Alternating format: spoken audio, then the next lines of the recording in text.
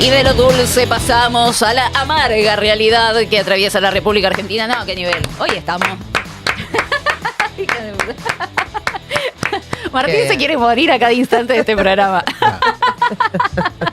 No, pobrecito, está preocupado, mi amor. Preocupado y cansado.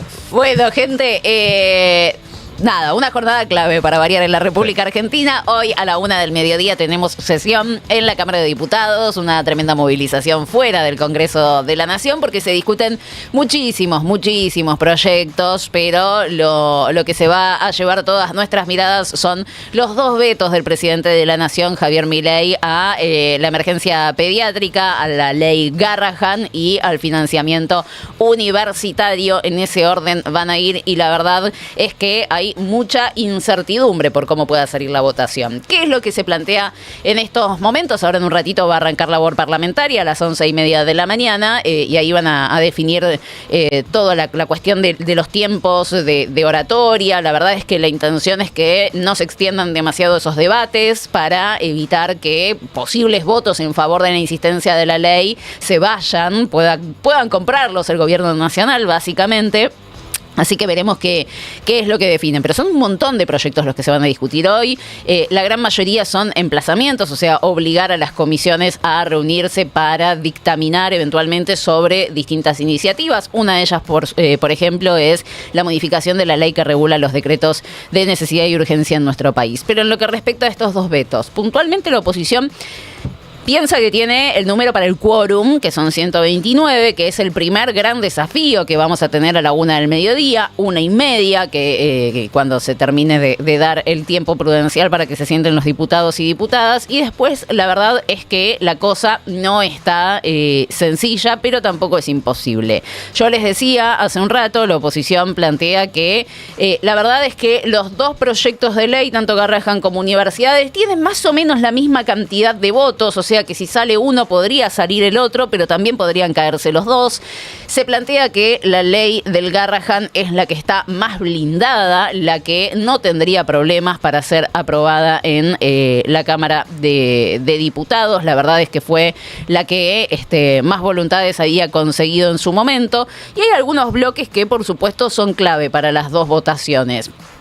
Coherencia, que es este desprendimiento de la Libertad Avanza, porque Marcela Pagano se había ausentado cuando se discutieron estos proyectos. El MID de Oscar Sago, que también había sucedido algo parecido, tanto Sago como Falcone no se habían definido. Pero después tenés muchos bloques intermedios que son los que en algún momento oficiaron de dialoguistas, que van a terminar siendo importantes en esta discusión. Uno de ellos es la Unión Cívica Radical, que tiene tres grandes dudas. Y las tres dudas están vinculadas a dos gobernadores aliados del gobierno nacional.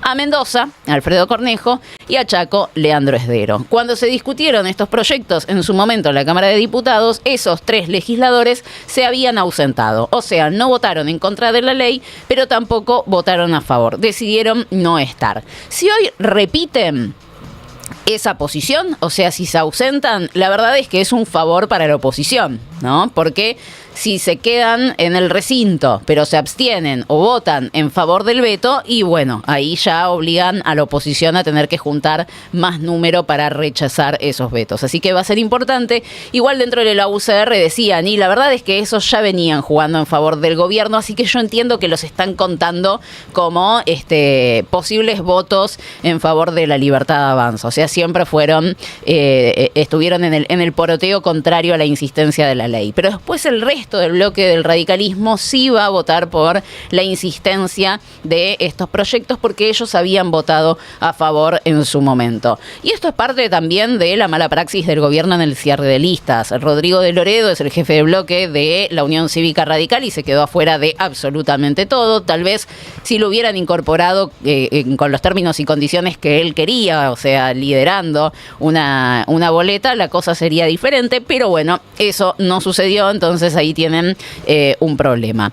Encuentro Federal, el bloque que preside Miguel Ángel Pichetto, también tiene sus dudas, Básicamente porque es un bloque que tiene mucha representación de las provincias y hay 2 diputados que llaman la atención.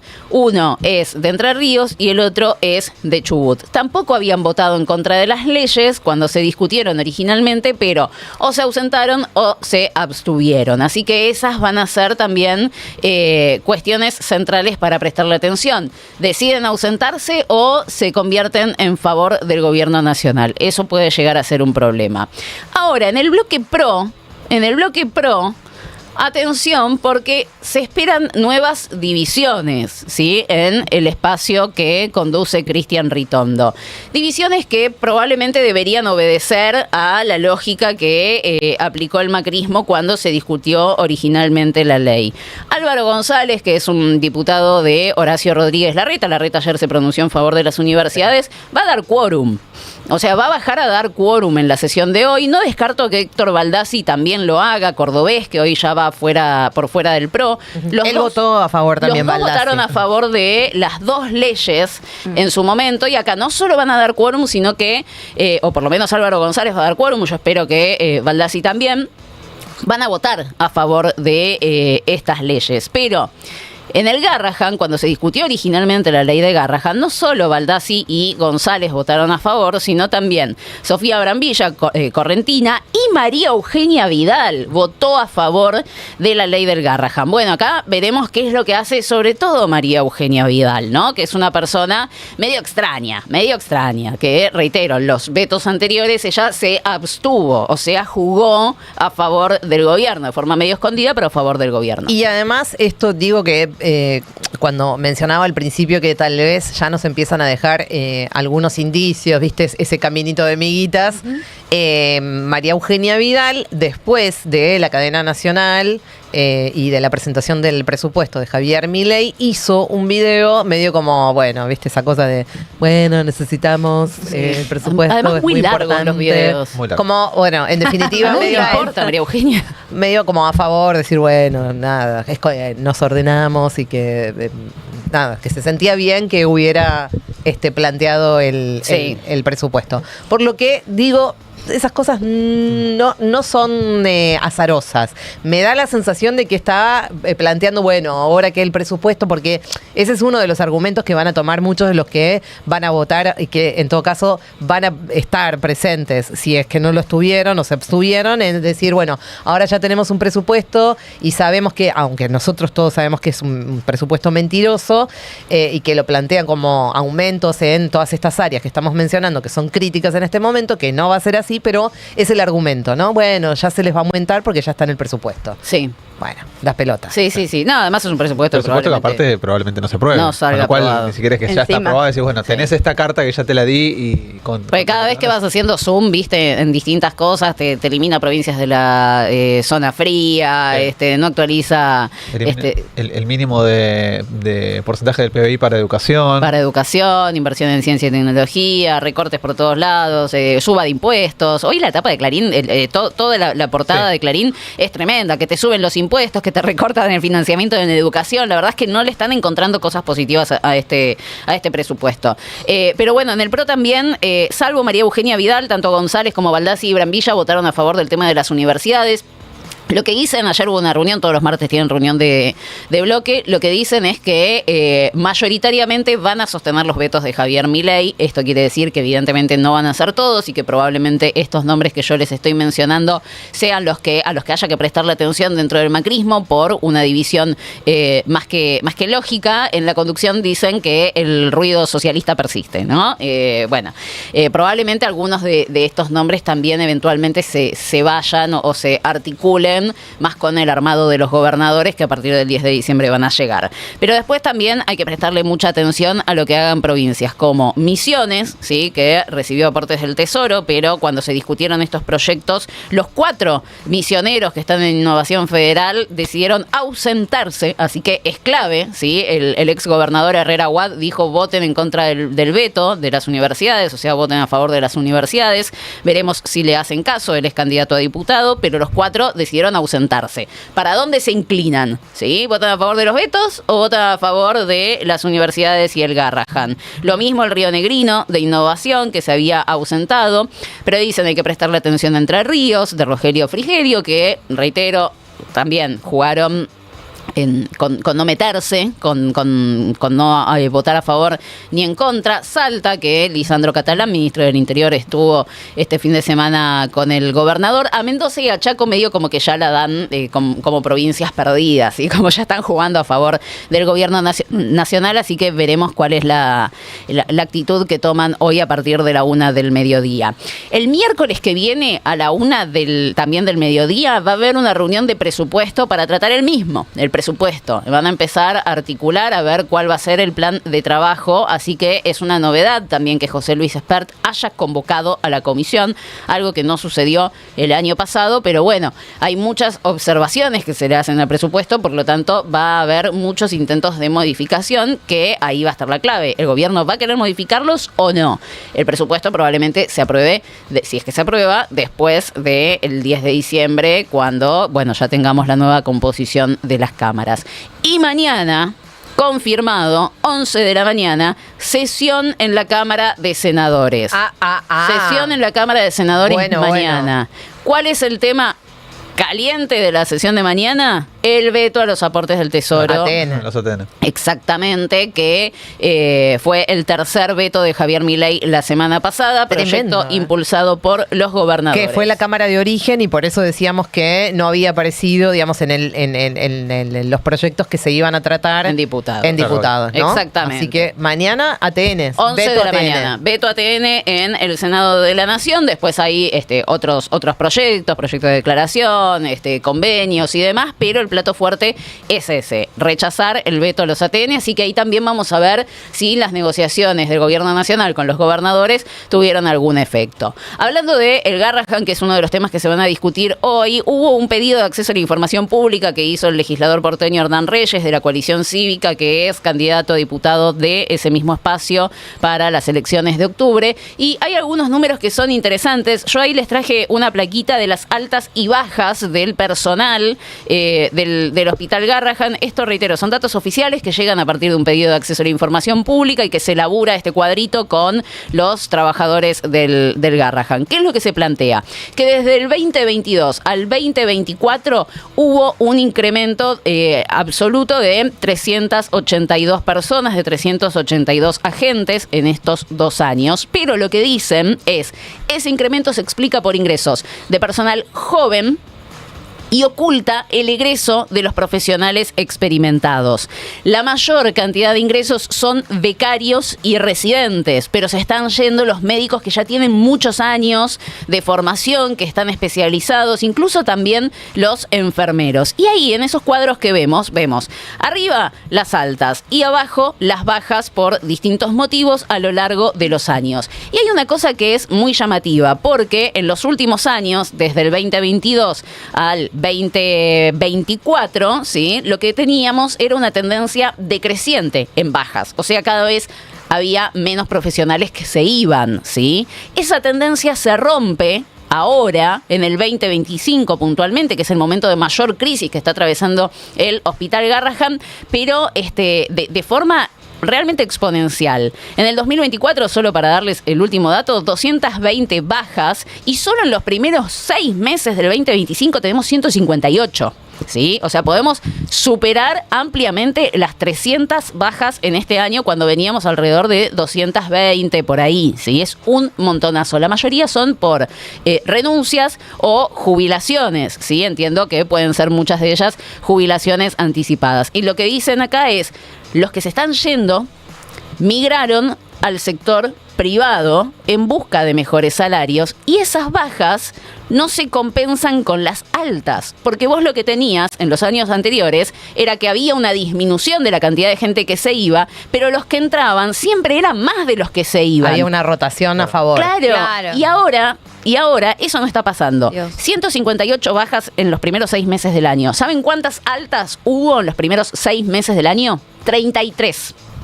Cuando vos antes estabas en más de 300, en algunos casos más de 500, más de 200, realmente es un dato que alarma a los profesionales, sobre todo además porque dicen no sabemos a qué áreas corresponden esas altas. Claro. Porque vos podés tener bajas de personal especializado, que es lo que ellos están diciendo, son los especialistas los que se están yendo, las personas extremadamente formadas. Altamente capacitadas. Claro, y no sabemos de a qué sectores corresponden estas altas, que además son muy poquititas. Claro. Hablando del acceso a la información, después si tenemos un ratito, démosle un toque de bola a lo que contó ayer en una conferencia Tolosa Paz, luego de haber pedido justamente acceso a la información con números tremendos que tienen que ver con el Garraham y que yo creo que todavía no se tomó dimensión de lo que acaba de denunciar Tolosa Paz. En un rato, si querés, nos enfocamos un cachitito. A favor. Hablando de las universidades, el otro tema que se va a tratar hoy también en el Congreso de la Nación, vamos a escuchar qué decía ayer Javier Milei, el presidente en Paraguay, sobre el tema de las universidades. Ejemplo, durante la campaña del 2023 se las pasaron diciendo que yo iba a cerrar las universidades. Y sin embargo, las cuentas a las universidades, no solo que no se cerraron, sino que además tenemos las cuentas al día y algunas universidades, por ejemplo, no quieren ser auditadas. Y sin embargo, nosotros sí estamos poniendo los fondos. Sin embargo, siguen asustando a la gente con que las queremos cerrar, lo cual es falso. Ya pasaron casi más de 20 meses de que estamos en el poder.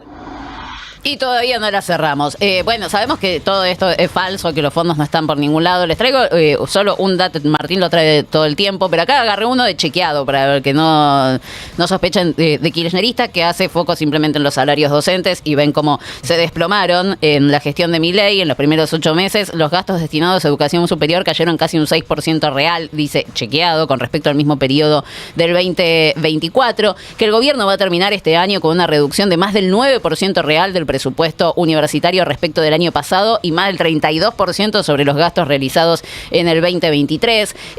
Un recorte fenomenal en lo que hace a gastos operativos, ¿sí? No está alcanzando la plata para pagar lo que hace falta para abrir las universidades, pero tampoco los salarios docentes, que representan más del 90% del presupuesto total de las universidades y de las casas de altos estudios. Entonces es falso que los fondos están y que están sosteniendo la universidad pública, porque eso no sucede. Ayer nos traía Martín qué significa este incremento, entre comillas, que anuncia el presidente en el presupuesto, que no alcanza para nada, o sea, replica, actualizado por inflación, el mismo presupuesto de este año, que ustedes saben es insuficiente. Por eso están, incluso desde la UBA esta semana plantearon una especie de cronograma de utilización de los recursos de crisis y de emergencia, o sea, que los ascensores no los puede usar todo el mundo, por ejemplo, que la calefacción no se pueda usar porque no se puede pagar.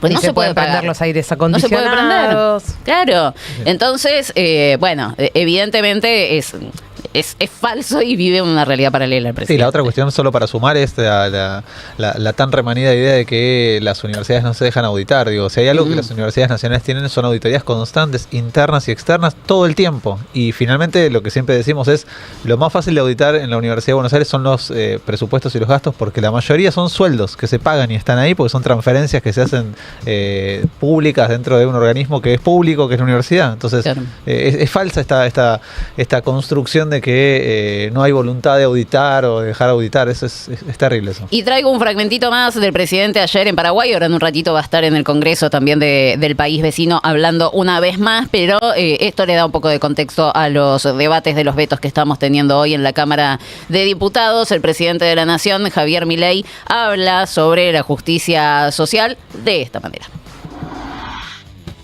Es muy interesante. ¿Y qué es lo que mueve a querer esa igualdad? Ya lo vimos recién, la envidia. Por eso es muy interesante cuando Thomas Sowell dice, ¿qué es la justicia social? Bueno, la justicia social es envidia más retórica.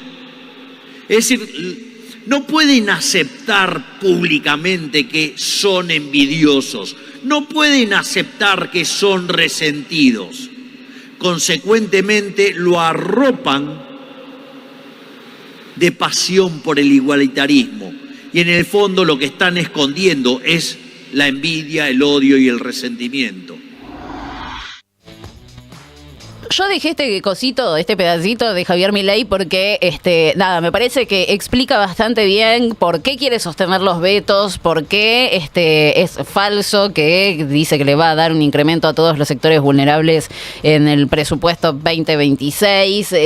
No cree en eso, no cree que haya que estar ahí con un Estado presente intentando equilibrar un poco las cosas. No lo cree, ¿no? Entonces, bueno, por eso estamos yendo hoy a esta sesión en la Cámara de Diputados y eventualmente llegará al Senado si es que hoy pueden voltearle efectivamente en la Cámara más difícil los vetos. Y como esta situación es realmente dramática para la Libertad Avanza, porque no, la verdad es que a la gente no le cierra esto, son innumerables la cantidad de encuestas que muestran que a la gente le gusta la universidad pública, le gusta la salud pública y están en contra de los vetos en estos dos temas que ayer me pareció muy, muy simpático. La Libertad Avanza inauguró el nuevo concepto de campaña, lo hizo en la ciudad de Buenos Aires con este maravilloso tuit que la tiene, por supuesto, a Patricia Bullrich como la protagonista. Y el concepto es son dos eslogans juntos, es un montón. No aflojemos. Y los eslogans son: que el esfuerzo valga la pena, la libertad avanza o Argentina retrocede. Esos son los dos eslogans que elige la Libertad Avanza para esta nueva etapa. Y evidentemente son temas los que se están discutiendo hoy en el Congreso que le juegan bastante en contra al gobierno nacional, porque tienen que remarcar esto, que el esfuerzo valga la pena. O sea, seguí aguantando que nosotros no vamos a financiar absolutamente nada, porque te juro que ahora se viene, ¿eh? Ahora sí se viene la posta, ahora se viene lo mejor, y es la primera vez que se inauguran formalmente estos dos eslogans de campaña de la Libertad Avanza. Vos aguantá, hermano, porque si no, vienen los cuca. Se ve que el kirchnerismo nunca más no prendió mucho. No aprendió mucho. No anduvo muy bien. No. Lo corrió en decena. A pesar de que Oría decía que era una genialidad. Es que parece que cuando la gente no llega a fin de mes no importa no mucho lo otro, ¿viste? O sea, esta gente que quiere comer, Dios santo, ¿cómo puede ser? Pero bueno, esto es un poco el panorama en el que estamos inmersos en este miércoles clave en la República Argentina, con una movilización importantísima fuera del Congreso de la Nación y una discusión igual de central dentro del Parlamento. Pórtate bien. De 9 a 12. En Re.